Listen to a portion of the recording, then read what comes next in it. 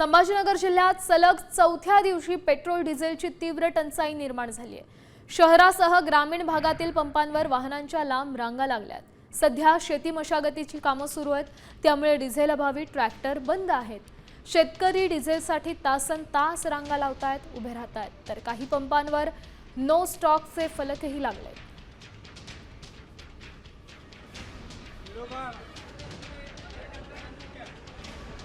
Diesel नाही भेटलं तर खरीपाचं पीक तर संपूर्ण शेतकऱ्यांचं पूर्ण वाटोळच होणार आहे। आमचे हात जोडून विनंती आहे सरकारला तर कृपया याच्याकडे तातडीने लक्ष घालावे, कारण की हा सगळ्यात महत्त्वाचा विषय।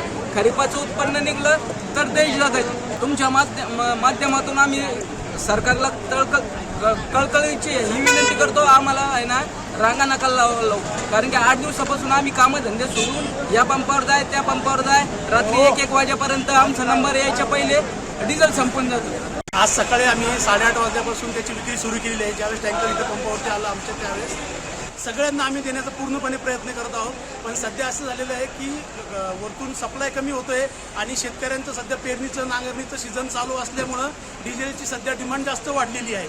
त्यामुळं थोडंसं फक्त डिमांड आणि सप्लायचा रेशो मॅच होत नाही आहे। बाकी डिझेल सगळीकडे अवेलेबल होते, पण शेतकऱ्यांनाही सांगू इच्छितो की बाबा परिस्थिती हाताबाहेर गेलेली नाही आहे, जेवढी आपल्याला गरज आहे तेवढं डिझेल घ्या, फक्त विनाकारण डिझेलचा साठा करण्याचा प्रयत्न करू नका।